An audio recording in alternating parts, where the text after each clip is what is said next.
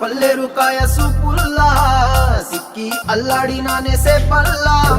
పసిడి పచ్చాని అరసేతుల్లా ధర పోస్తా ప్రాణాలు తానే అడగాల